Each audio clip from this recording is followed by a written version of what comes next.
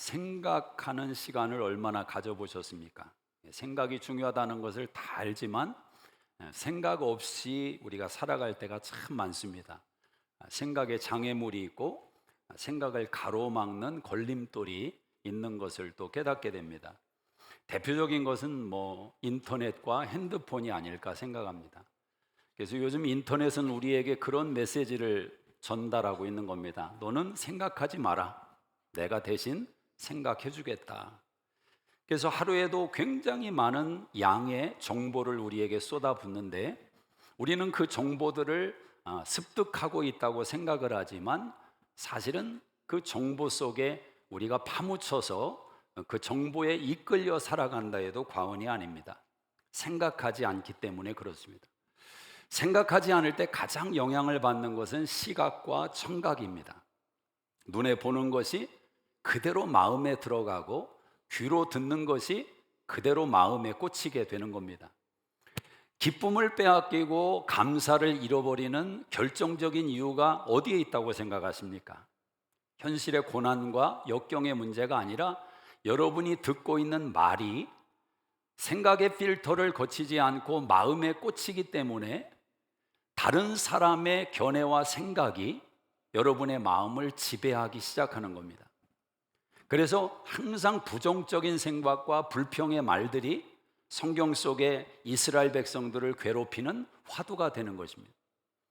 눈에 보이는 현상에 자극을 받아서 생각의 필터로 걸러내지 않을 때 보는 것이 전부인 줄로 생각하며 내 마음을 내어 맡기는 현상을 일으킵니다.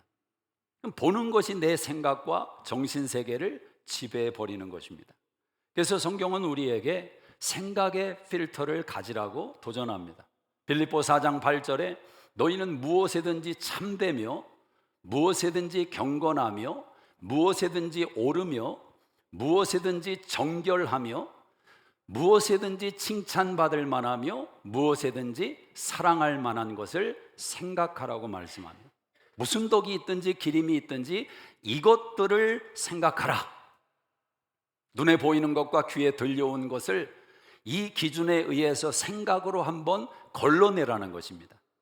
그 순간 여러분의 판단 속에 마음에 담을 생각이 있고 밖으로 내보낼 생각이 있음을 깨닫게 되는 것입니다. 인생은 속도보다 방향이 중요하다는 말은 우리가 잘 알고 있습니다. 방향이 잘못됐는데 동기부여를 받으면 어떻게 되겠습니까? 간 만큼 후회하게 되고 열심낸 만큼 되돌아오는 고통이 있는 것입니다. 그래서 우리는 생각을 중요하게 여겨야 됩니다. 생각 속에 질문을 담아야 됩니다. 지금 내가 인생을 잘 살고 있는가? 내가 옳게 나아가고 있는가? 우리 신앙인들은 특별히 하나님 앞에서 나에 대한 생각을 질문으로 옮길 줄 알아야 되는 것입니다. 내 안에 잠든 거인을 깨우라라는 귀한 책에 앤서니 로빈슨이라는 분이 있습니다. 이분이 그런 말을 했습니다. 성공하는 사람들은 더 좋은 질문을 던지기에 더 좋은 답을 얻는 것이다. 일리가 있는 말이지 않습니까? 좋은 질문을 던지고 그 좋은 질문은 생각 속에서 나오는 것인데 그 사람은 좋은 대답과 결론을 손에 쥐는 사람이 된다라는 것입니다. 생각하기 위해서 우리는 결단이 필요합니다. 멈출 수 있는 결단이 필요합니다. 여러분, 걸어가면서 달려가면서 생각한다는 것은 참 어렵습니다. 물론 걸어가면서는 그래도 가능하지만 뛰어가는 사람이 생각한다는 것이 가능합니까? 우리는 인생을 질주하기에 바쁘기 때문에 생각할 수 있는 축복을 잃어버리는 겁니다. 멈추라는 거죠. 멈추면 보입니다. 이런 문구는 많이 들어봐서 알지 않습니까? 멈추면 보입니다. 중요한 것이 보입니다. 내 인생의 가치가 보이고 무엇이 의미 있는지가 멈추면 보이기 시작합니다. 근데 멈췄다고 해서 보이는 게 아니라 사실은 멈추면 생각할 수 있는 여백이 있어서 보이기 시작하는 겁니다. 무조건 멈췄다고 보이는 게 아니에요. 멈췄는데 생각이 된단 말입니다. 그 사람은 현실을 담아낼 수 있는 그릇이 준비되고 있는 것입니다. 경험이 최고의 스승이다. 이 말만큼 진리인 말도 없습니다. 경험은 중요한 것입니다. 카이사르라는 로마 황제가 했던 말입니다. 데 벨로 시빌이라는 말인데, 경험이 모든 것의 스승이다. 여러분의 인생도 그렇죠. 지금까지 살아오면서 여러분이 경험했던 것을 뛰어넘기가 어렵습니다. 자, 그런데 문제는 뭐냐면, 경험이 스승이 되는 것도 맞지만 경험이 가장 큰 우리의 원수가 될 수 있다는 겁니다. 내가 앞으로 나가는 데 있어서 나의 발목을 잡는 것이 다른 사람이 아니라 내 경험일 때가 얼마나 많습니까? 그 경험의 틀을 벗어나지 못하는 거죠. 경험이 생각과 만나지 못하면 경험은 저주가 될 수도 있습니다.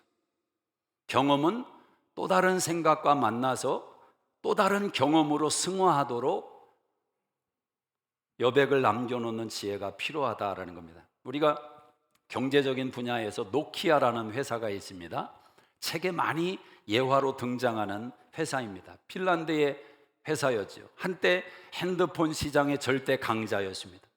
거의 세계 대부분의 핸드폰을 노키아가 주도해가는 시절이 있었습니다. 불과 1900년도 후반이니까 1998년에서 2011년까지 핀란드를 먹여 살리는 회사라는 명칭도 있었습니다. 지금 삼성이 한국을 먹여 살린다, 그런 이미지가 있는 것처럼 노키아가 그런 회사였죠.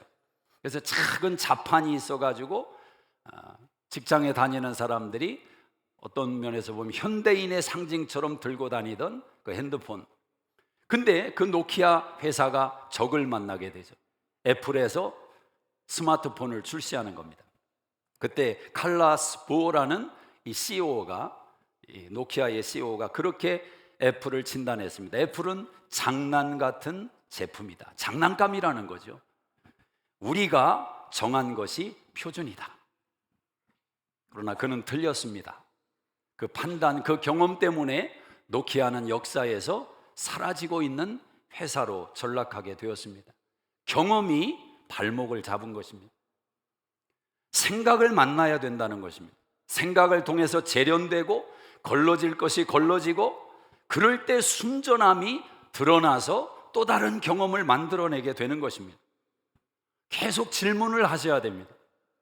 만족하지 마시고 만족과 함께 기대가 있어야 됩니다. 더 나은 것이 무엇일까? 여러분 인생에 대해서 질문을 하셔야 됩니다. 나는 제대로 살고 있는가? 내 인생을 제대로 보내고 있는가? 이렇게 세월이 흘러가도 되는가? 그런 생각이 주어질 때 매듭을 짓는 결단이 거기서부터 오는 것 아니겠습니까? 오늘 우리가 읽은 본문은 이스라엘 백성들의 생각을 수술하시는 하나님의 이야기입니다. 오늘 본문을 잘 여러분이 이해하면서 따라오셔야 됩니다. 어려울 수도 있어요. 자, 8절에 보시면 이렇게 말씀을 하죠. 8절을 한번 보겠습니다. 시작. 이는 내 생각이 너희의 생각과 다르며 내 길은 너희의 길과 다름이니라. 여호와의 말씀이니라. 이사야를 통해서 하나님은 너희 생각이 있고 내 생각이 있는데 너희와 내 생각은 다르다 이야기를 하십니다. 이사야 선지자는 BC 8세기에서 7세기 때 특별히 남유다의 멸망과 회복을 예언했던 선지자입니다. 남유다가 BC 586년에 바벨론에 의해서 패망을 하게 됩니다. 1세기, 2세기 전의 사건을 이사야라는 사람을 통해서 하나님이 예언하도록 하시고 그들의 멸망과 회복에 대해서 하나님이 말씀을 선포하게 하신 겁니다. 하나님은 이사야 7장에서 아하스라는 왕에게 이렇게 요구하십니다. 징조를 구해라. 회복을 구해라. 하나님의 구원을 구해라. 근데 이 아하스 왕이 어찌된 일인지 구하지를 않습니다. 구하지 않는 것 정도가 아니라 포장을 하기를 시작합니다. 여러분이 한번 직접 읽어보는 게 좋을 것 같습니다. 이사야 7장 13절을 한번 보시기 바랍니다. 아주 중요한 성경의 본문입니다. 이사야 7장 11절을 먼저 보겠습니다. 너는 내 하나님 여호와께 한 징조를 구하되 깊은 데서든지 높은 데서든지 구하라 하시니 아하스가 이르되 나는 구하지 아니하겠나이다. 나는 여호와를 시험하지 아니하겠나이다 한지라. 이사야가 이르되 다윗의 집이여 원하건대 들을지어다. 너희가 사람을 괴롭히고서 그것을 작은 일로 여겨 또 나의 하나님을 괴롭히려 하느냐. 그러므로 주께서 친히 징조를 너희에게 주실 것이요 보라 처녀가 잉태하여 아들을 낳을 것이요 그의 이름을 임마누엘이라 하리라. 하나님께서 한 징조를 구하라고 하는데 이 아하스 왕이 하는 말이 나는 구하지 않겠습니다. 하나님을 괴롭게 하지 않겠습니다. 그때 하나님께서 그러면 내가 친히 너에게 징조를 주겠다 라고 말씀하시면서 한 말이 마태복음 1장 23절에 적혀 있는 예수님의 탄생에 대한 이야기였습니다. 예수님 탄생 700년 훨씬 이전에 살았던 이사야가 처녀가 잉태해서 아들을 낳는다는 예수 탄생의 이야기를 예표적으로 말씀을 하시는데, 이 과정은 구하라는 내용에 구하지 않고 찾으라는 내용에 거절했던 그 상황 속에서 하나님이 직접 주시기로 결정했던 사건이 바로 그 내용이다라는 것입니다. 하나님은 예수 그리스도를 통해서 구원하시고 회복하시는 것을 구하라고 했던 것입니다. 근데 이스라엘은 구하지를 않습니다. 그들의 생각이 하나님의 요구를 가로막고 있었습니다. 어떤 생각이 가로막고 있느냐? 우리는 망하지 않는다라는 것입니다.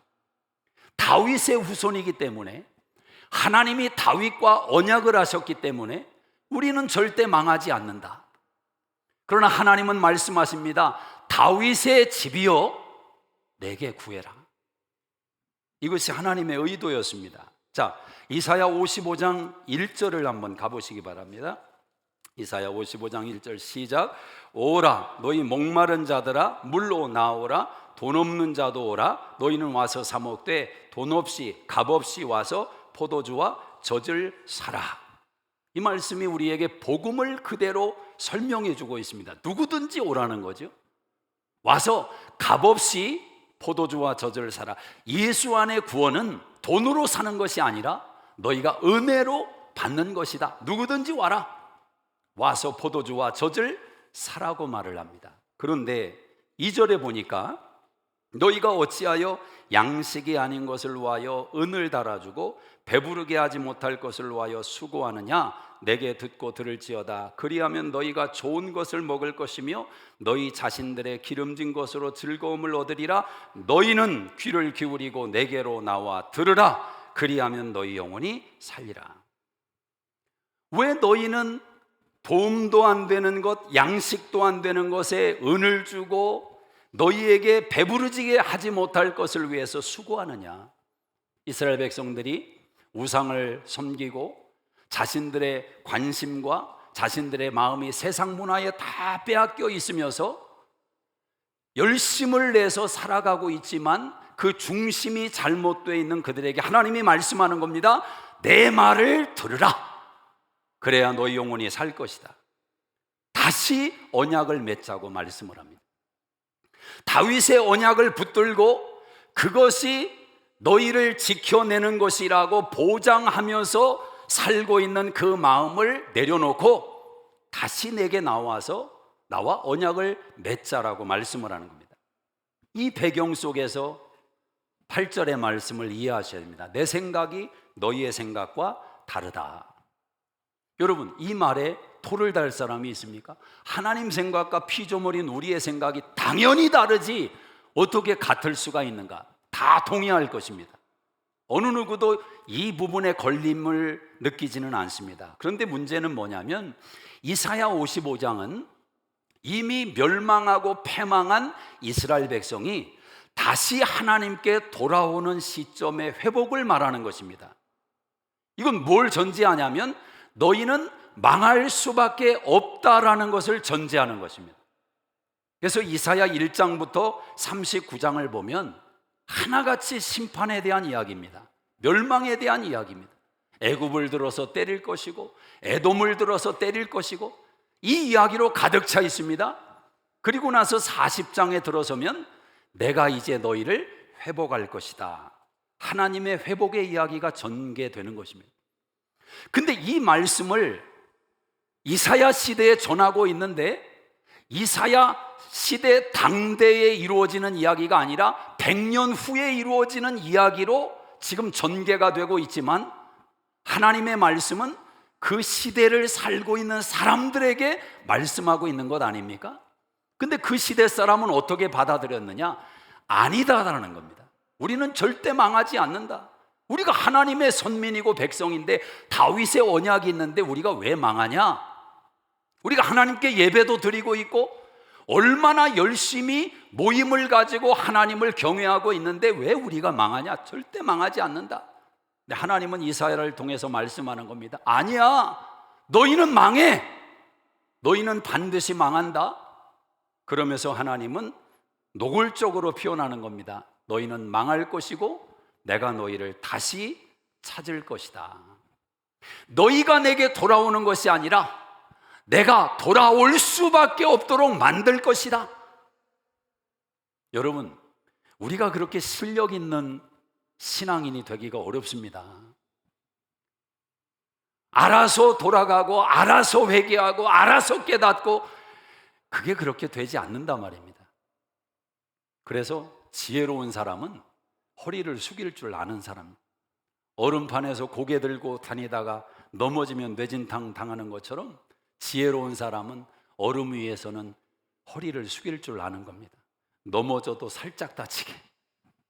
저는 그래서 우리 신앙인들이 항상 하나님 앞에서 겸손히 첫째 덕목이요, 둘째도 겸손이요, 셋째도 겸손이요. 그것은 어쩔 수가 없는 거예요. 하나님은 당신의 자녀를 포기하지 않습니다. 자녀이기 때문에 때리는 것이고, 자녀이기 때문에 망하게도 하는 것이고, 자녀이기 때문에 돌아올 수 있는 여백을 만드는 것이지, 남의 아들 가서 너 왜 이렇게 사냐? 너 이렇게 해서 인생 똑바로 살아갈 수 있겠느냐? 훈계하지 않습니다. 하나님은 당신의 자녀이기 때문에 우리에게 출격하시고 추적하시고 쫓아오시는 겁니다. 우리의 생각을 만져주시는 거죠. 돌아와라. 만날 만한 때 나를 찾고 내게 돌아와라. 근데 돌아오는데 어떻게 돌아오냐가 중요합니다. 우리 한번 7절을 같이 읽어보겠습니다. 7절 같이 읽겠습니다. 시작. 악인은 그의 길을 뭐를 버리고 돌아오라고요? 생각을 버리고 돌아와라. 생각하지 말라는 거예요, 하나님이. 물론 하나님이 우리를 생각 없는 존재로 만들려고 이런 말씀하시는 게 아니라 하나님은 생각하라고 하시는데 왜 지금은 생각을 버리고 돌아오라고 하시느냐? 그 생각이 잘못됐기 때문에 그렇습니다. 자기 생각 속에 갇혀 있단 말입니다. 하나님께 예배합니다. 하나님께 예물도 드립니다. 그러나 자기 생각에 갇혀 있어요. 자, 그 모습을 이사야 1장에서 이렇게 묘사합니다. 이사야 1장을 한번 보세요. 오늘 이 말씀들을 700년 전에 예수님 탄생 전의 이야기가 아니라 오늘 우리에게 주시는 말로 들으셔야 됩니다. 1장 11절을 보세요. 시작. 여호와께서 말씀하시되 너희의 무수한 재물이 내게 무엇이 유익하뇨? 나는 수량의 번제와 살찐 짐승의 기름에 배불렀고 나는 수송아지나 어린 양이나 수렴수의 피를 기뻐하지 아니하노라. 너희가 내 앞에 보이러 오니 이것을 누가 너희에게 요구하였느냐? 내 마당만 밟을 뿐이니라. 헛된 재물을 다시 가져오지 말라. 분향은 내가 가증히 여기는 바요, 월삭과 안식일과 대회로 모이는 것도 그러하니 성회와 아울러 악을 행하는 것을 내가 견디지 못하겠노라. 내 마음이 너희의 월삭과 정한절기를 싫어하나니 다시 내게 무거운 짐이라 내가 지기에 곤비하였느니라. 5절을 읽어보세요. 너희가 어찌하여 매를 더 맞으려고 패역을 거듭하느냐? 온 머리는 병들었고 온 마음은 피곤하였으며 발바닥에서 머리까지 성한 곳이 없이 상한 것과 터진 것과 새로 만진 흔적뿐이거늘 그것을 짜며 싸매며 기름으로 부드럽게 함을 받지 못하였도다. 하나님께 예배도 드리고 모임도 얼마나 많이 가져요, 이스라엘 백성이. 무수한 재물. 그런데 하나님이 보실 때는 마당만 밟고 있다. 마음이 없어요. 하나님의 마음이 무거운 짐으로 느끼고 있습니다. 이스라엘 백성들의 모습을, 신앙을.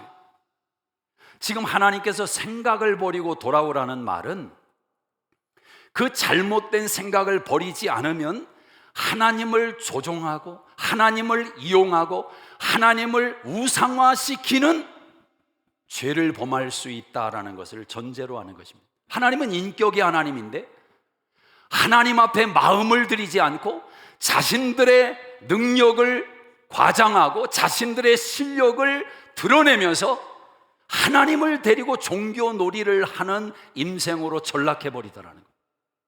이 얼마나 무서운 말입니까? 오늘 우리들의 신앙을 한번 점검해 보자는 겁니다. 하나님 앞에 이 정도면 되는가? 하나님이 나를 예수 그리스도 안에서 사랑하셨다고 성경이 말씀하고 내 죄를 다 용서하시고 영생을 주셨다고 말씀하시고 지금도 우리 인생에 관심을 가지고 하나님이 보호하시고 지키시고 인도하시면서 우리 마음을 원하시고 우리와 교제하기를 원하신다고 말씀하시는데 그 하나님에게 반응하는 나의 자세가, 나의 마음의 어떠함이 이 정도면 된다, 그렇게 자신할 수 있냐라는 거죠. 그런데 무서운 것은 그렇게 생각하는 사람이 많다. 생각이니까, 자기 생각이니까. 여러분, 나의 원수가 환경도 아니고 사람도 아니고 문제와 역경도 아니고 내 생각이 나의 원수라는 것을 기억을 하라는 겁니다. 하나님 마음 앞에 우리를 드리지 못하는 우리의 생각이, 우리가 쳐놓은 생각이 하나님의 가까이 하심을 거절하는 원수 역할을 하고 있다는 겁니다. 그래서 하나님은 말씀하는 겁니다. 내 생각과 너희 생각은 다르다. 이 말을 잘 들으셔야 됩니다. 내 생각과 너희 생각은 다르다. 이 말이 단순히 내 생각이 높아, 너는 생각이 바닥이야, 너는 생각이 저질이야, 나는 거룩해, 이 구별을 만드는 하나님의 말씀이 아니라 하나님께서 너희가 생각하고 있는 그 정도의 수준이 내 생각이 아니야. 나는 너희와 맺고 싶은 관계성이 네가 지금 나를 향해서 품고 있는 그 정도의 생각이 아니다. 그 이야기를 하시는 거죠. 다르다. 여러분, 다름을 인정하시겠습니까? 실력이 다름을 먼저 인정을 하셔야 됩니다. 그리고 두 번째는 그 생각 속에 길이 있다는 것을 아셔야 됩니다.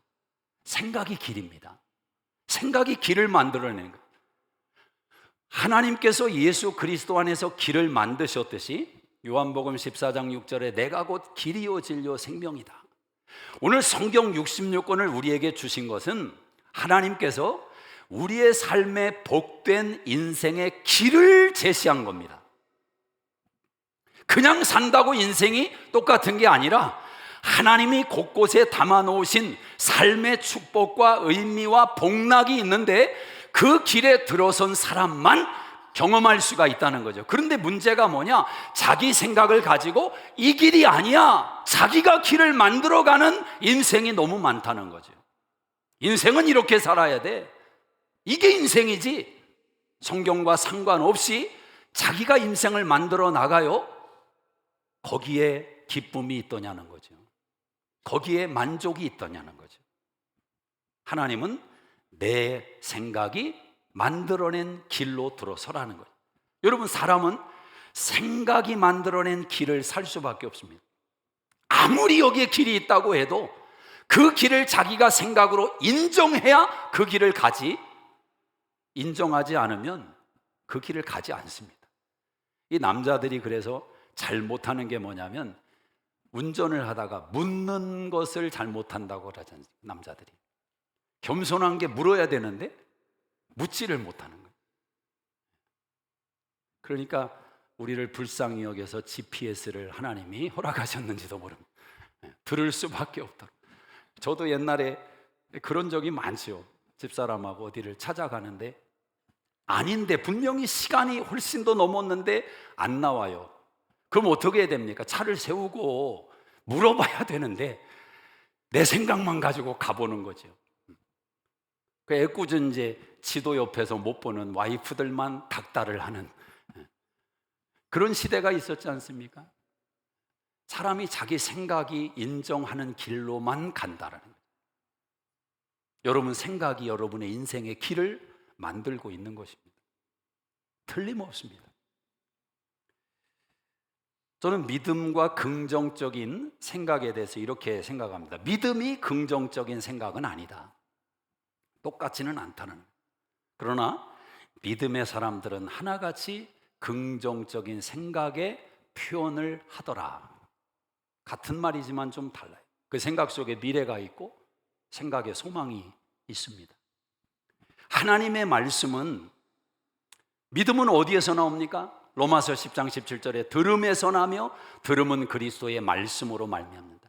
하나님의 말씀은 반드시 길을 만들어내고 결과를 만들어낸다라는 거예요. 우리 한번 10절을 보세요.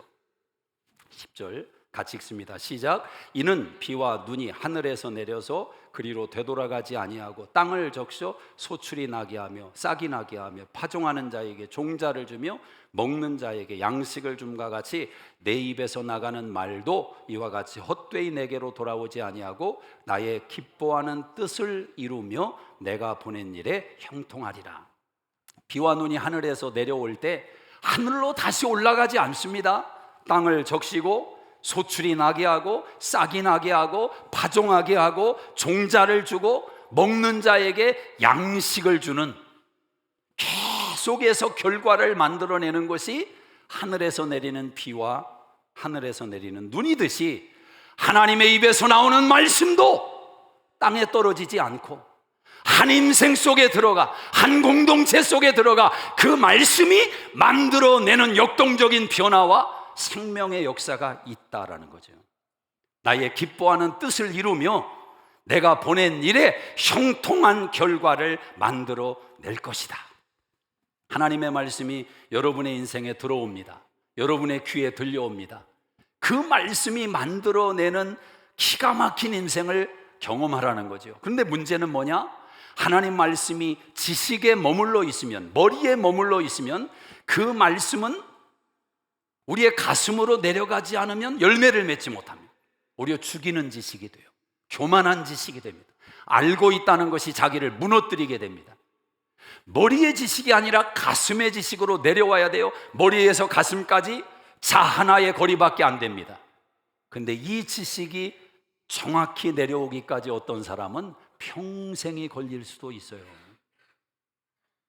듣는다고 다 마음으로 깨닫는 것도 아니고, 듣는다고 하나님의 말씀으로 붙드는 것도 아니고, 들어놓고서는 간과하고 치부하는 신앙인들이 얼마나 많으냐라는 거죠. 여러분, 하나님의 말씀이 여러분의 가슴을 뛰게 한 적이 있습니까? 심장을 벌렁거리게, 아, 이게 하나님의 말씀이구나. 복음이 여러분의 삶을, 여러분의 심장을 막 격동시킨 경험이 있냐 말입니다.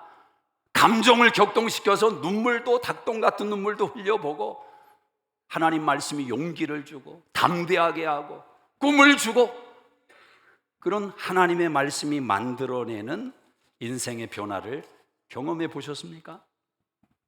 오늘 이사야 선지자는 하나님의 생각이 하나님의 길을 만들고 있음을 표현해 주고 있어요. 내 길은 너희의 길보다 높다. 내 생각은 너희의 생각보다 높다. 자, 그런데 유다의 생각은 뭡니까? 이스라엘의 생각은 뭐예요? 우리는 망하지 않는다. 우리는 절대 망하지 않는다. 왜? 다윗의 후손이니까. 그러다가 그들은 결국 망하게 됩니다. 그때 그들이 어떤 반응을 보입니까?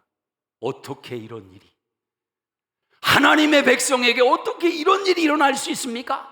하나님에게 막 항거하죠. 삿대질을 하죠. 이것은 신앙인의 인생에도 얼마든지 재현될 수 있다라는 겁니다. 하나님이 사랑하신다면서, 하나님이 당신의 자녀를 향한 마음은 저주가 아니라 미래와 희망을 주는 거라고 말해놓고서 왜 내 삶에 이런 고난과 고통이 주어지느냐? 왜 삶이 이렇게 무겁고 기쁨이 없느냐? 하나님 어디에 계십니까? 하나님 나를 보고 계십니까? 항변하는 반응을 불러일으키더라는 거죠. 그때 하나님은 여전히 말씀하십니다. 내 생각은 너희 생각과 다르다. 내 길은 너희의 길과 다르다. 망했는데 그게 하나님의 생각이십니까? 포로로 잡혀갔는데 그게 하나님의 생각입니까? 예배드리는 성전이 무너졌는데 그게 하나님의 생각입니까? 그게 하나님의 길입니까? 하나님은 그렇다고 말씀을 하십니다. 우리는 다 소화가 안 될 겁니다. 하나님이 사랑하면 축복을 해주시고 잘 되게 하시고 건강하게 하시고 자녀들도 그냥 만사 형통하는 것이고, 이게 하나님이 사랑하는 자의 표징이지 왜 이러냐라는 거죠. 자기가 잘못해서 그런 상황을 직면할 수도 있지만 때로는 그렇지 않은 경우도 있잖아요. 욥처럼 욥과 같은 사람이 많지는 않겠지만 그래도 나름대로 하나님 뜻대로 살아보려고 애쓰고 노력하며 가는데 왜 이럴까? 왜 해결되지 않을까? 그런 인생이 얼마나 있겠습니까? 근데 우리가 놓치지 말아야 될 것은 하나님은 이 모든 과정 속에 일하고 계셨다라는 겁니다. 일하고 계셨다. 이사야를 통해서 이 말씀을 전할 때에도 하나님은 일하시고 계시고, 그들이 순종하지 않아서 바벨론 아수르에게 패망하고 보승줄에 묶여서 질질 짐승처럼 끌려가는 그 노상에서도 하나님은 함께 하시고, 포로로 잡혀가서 손가락질 받으며 유대인들이라고 저 포로들이라고 그렇게 핍박을 받고 학대를 받으며 바벨론에서 살고 있을 때에도 하나님은 함께 하셨다라는 겁니다. 다니엘과 함께 하신 것처럼, 느헤미야와 함께 하신 것처럼 하나님은 계속 일하고 계셨습니다. 하나님의 작업이라는 것은 우리가 그래서 다 이해할 수가 없을 때가 많아요. 여러분, 하나님을 생각하면서 성경의 하나님을 승리의 하나님, 승리하게 하시고 축복하시고 번성하게 하시고 그런 하나님의 이미지로만 여러분이 하나님을 생각하시면 풍랑과 비바람을 만날 때 그 신앙은 그냥 나가 자빠질 겁니다. 아니, 풍랑을 만나지 않아도 시간이 지나면서 그 신앙은 타락하고 오염될 수밖에 없습니다. 사탕을 먹는 것은 한때의 습관이고 과정인 것입니다. 하나님은 사탕도 주십니다. 그러나 나이 40이 넘어서 사탕이 없으면 못 사는 인생이 된다면 어떻게 되겠습니까? 오늘 하나님이 여러분의 인생에 만약 오늘과 같은 수준의 삶을 만들지 않는다면 하나님 어디 계시냐고 항변하며 하나님을 등질 수도 있는 인생들이 있을 수도 있어요. 그렇지 않습니까? 하나님은 인도하신다. 자, 하나님이 인도하신다고 할 때 여러분 어떤 성경이 생각납니까? 저는 시편 23편이 생각납니다. 여호와는 나의 목자시니 내게 부족함이 없으리로다. 그 한마디에 끝나버리는 거, 그렇지 않습니까? 여호와는 나의 목자시니 부족함이 없으리. 푸른 조장으로 인도하시며 쉴만한 물가로 인도하십니다. 먹을 것이 풍성하게 하시고 물을 제공하시고 목자가 돼서 지켜주시니 내게 부족함이 없지요. 하나님이 인도하신다는 겁니다. 근데 그 같은 시편 23편에 다윗이 무슨 고백을 합니까? 내가 사망의 음침한 골짜기를 지날 때에도 음침한 사망의 골짜기가 있더라는 겁니다. 거기서도 하나님이 인도하시더라는 겁니다. 거기서 기뻐할 수 있겠어요? 할렐루야! 사망의 음침한 골짜기를 지나갑니다. 그럴 수 있겠어요? 그럼 정신병원에 가야지.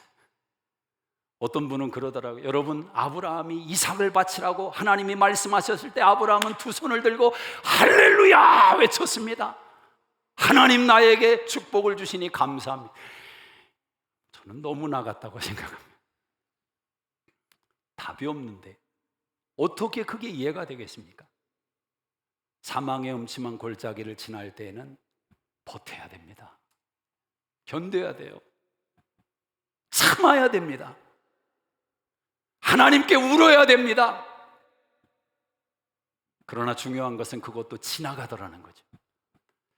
여러분, 하나님의 인도하심은 푸른 초장 쉴만한 물가만 있는 게 아니에요. 사망의 음침한 골짜기를 통과하는데 결론적으로 본다면 어디를 인도하셨을 때 우리의 신앙이 자라고 우리의 마음이 하나님을 찾고 우리의 영혼이 하나님을 닮아가는 복을 얻겠습니까? 푸른 초장이 아니더라고요. 쉴만한 물가가 아니에요. 하나님이 사망의 음침한 골짜기를 통과하게 하실 때 몸부림치며 견뎠더니 그 후에 하나님이 주시는 기가 막힌 하나님의 놀라운 기쁨을 경험하게 하더라는 거예요. 오늘 하나님이 11절에 그 이야기를 하십니다. 11절을 한번 읽어보세요. 내 입에서 나가는 말도 이와 같이 헛되이 내게로 돌아오지 않고 나의 기뻐하는 뜻을 이루며 내가 보낸 일에 형통함이니라. 너희는 기쁨으로 나아가며 평안히 인도함을 받을 것이요 산들과 언덕들이 너희 앞에서 노래를 바라고 들의 모든 나무가 손뼉을 칠 것이며. 자, 보세요. 하나님의 입에서 나간 그 말이 되돌아오지 않는데 나의 기뻐하는 뜻을 이루겠다고 말합니다. 내가 말을 보낸 일이 반드시 형통한다는 겁니다. 하나님이 그 말을 보낸 목적이 뭡니까? 이스라엘 백성들의 마음을 하나님께로 되돌리는 그 일이 형통하게 될 거라는 거죠. 언제?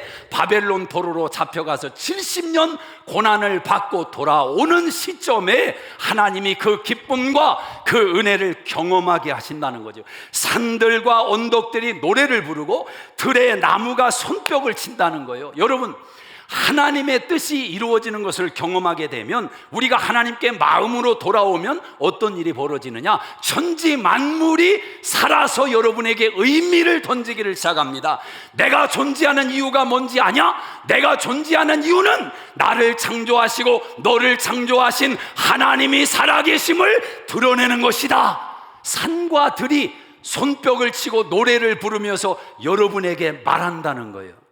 여러분, 하늘의 별을 보시고 태양을 보시면서 자연 만물을 보시고 꽃을 보면서 여러분 무슨 생각을 하십니까? 무슨 생각을 하십니까? 그들이 말하고 있는 것, 그들이 드러내고 있는 것이 마음에 와닿습니까? 우리의 생각이, 우리의 마음이 하나님께 돌아가지 않으면 꽃은 꽃이고 산은 산이고 들은 들이고 그것으로 끝나버리는 거예요. 그러나 우리의 마음이 하나님께 돌아가고 우리의 생각이 하나님께 돌아가기를 시작하면 눈에 보이는 천지간의 만물이 여러분에게 새로운 의미와 경험으로 다가오기를 시작하는 겁니다. 그래서 하나님과의 관계성이 좋아지는 사람은 꽃을 보면 꽃을 보는 줄을 알아요. 노을을 보면 노을을 보는 줄을 알아요. 달라스의 노을을 보면서도 아무 감흥이 없다면 그게 요즘 하나님과의 관계성을 드러내는 겁니다. 목사님, 저는 꽃에 관심이 없는 사람이라 그런가 봐요. 그렇지 않습니다. 사람은 꽃을 보면 예쁘다, 그 말이 나올 수밖에 없습니다. 하나님이 만드신 것이 연결되지 않으니까 너는 너고 나는 나고 그렇게 사는 겁니다. 오늘 여러분 앞에 함께하고 있는 사람들이 얼마나 소중한지 와닿습니까? 전에 말씀드린 대로 이 존재가 없어도 내 인생이 설명된다면 큰 문제 아닙니까 지금? 사랑은 절대 그렇게 살게 내버려 두지 않습니다. 이 사람이 없으면 안 되게 만드는 것이 사랑입니다. 사람과 사람의 관계도 그럴진데 하나님이 없어도 내 인생이 안전하고 하나님 없어도 괜찮네요? 별거 없네요? 큰일 날 이야기 아닙니까? 사도 바울은 로마서 11장 33절에 이 이사야 55장을 그가 읽었고 알고 있었던 것으로 저는 생각을 합니다. 왜? 그가 이런 고백을 합니다. 깊도다 하나님의 지혜와 지식에 부요하며 그의 판단은 측량치 못할 것이며 그의 길은 찾지 못할 것이로다. 하나님의 생각은 측량할 수가 없고 하나님의 길은 인생의 짧은 안목으로 발견할 수가 없다. 이게 사도 바울의 고백입니다. 여러분, 예수님이 십자가를 짊어지고 고난을 받으시고 죽으심을 당하고 부활하신 사건을 하나님의 생각 속에서 만들어낸 구원의 길 아닙니까? 누가 알았습니까? 3년 반 동안 먹고 자고 예수님과 호흡했던 제자들도 예수 안에서 만드시는 하나님의 생각과 하나님의 길을 전혀 눈치채지 못했습니다. 그 길을 찾지를 못했습니다. 하나님의 생각을 측량할 수가 없었습니다. 아니, 왜 죽냐는 거죠. 십자가는 유대인들에게는 미련한 것이요, 이방인들에게 미련하며 조롱거리인 내용일 뿐이지 그 십자가에 뭐가 있냐라는 겁니다. 근데 하나님은 그 십자가 속에 길을 만드셨습니다.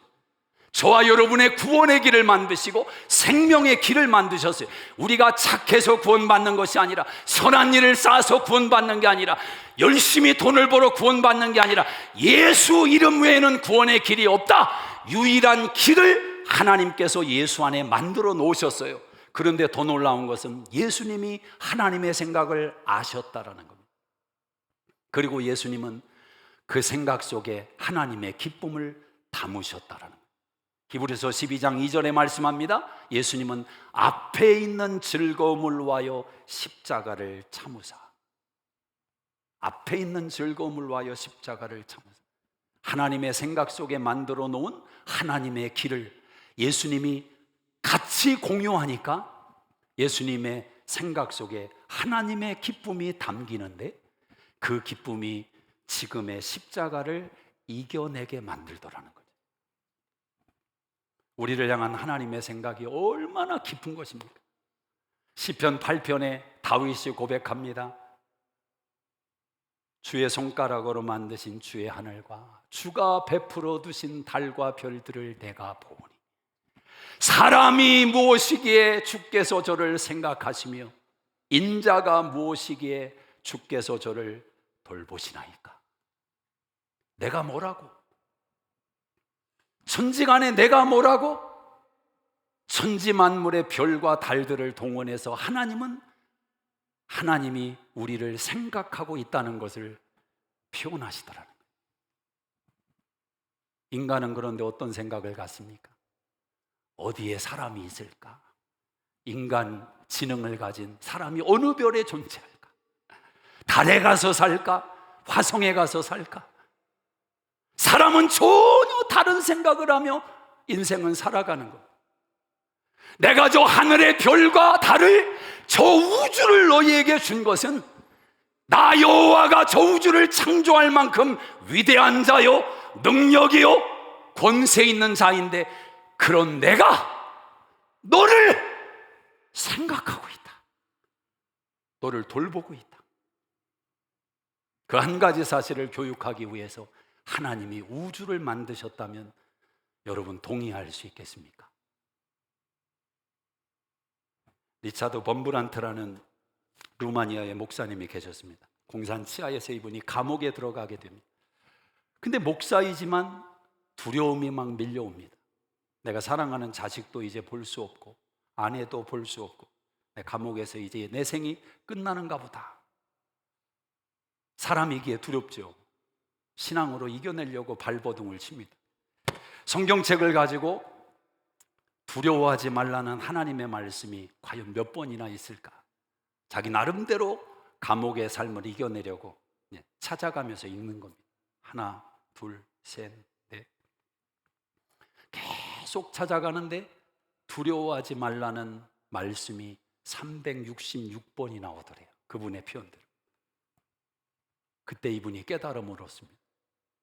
하나님은 나의 연약함을 아시고 매일 매 순간마다 내가 두려워할 수밖에 없는 현실을 아시고, 하나님은 오늘도 두려워하지 마라, 내일도 두려워하지 마라, 그리고 모레도 두려워하지 마라. 하나님은 그렇게 나를 위로하시는 거예요. 그리고 한 번 더 애들을 하시는 거예요. 그 생각을 하는데 갑자기 그 차가운 감옥 안이 따뜻한 온기가 느껴지는 거예요. 하나님의 성령이 그의 마음을 뜨겁게 하시는 거예요. 사랑하는 여러분, 여호수아 1장 6절에 여호수아에게, 두려워 떠는 여호수아에게 하나님이 이렇게 말씀하십니다. 강하고 담대하라. 7절에 또 말씀합니다. 오직 강하고 담대하라. 9절에 또 말씀합니다. 강하고 담대하라. 내가 너와 함께 함이니라. 이 하나님의 생각 속에 여러분의 기쁨을 담으십시오. 두려워하지 마라. 기도하겠습니다.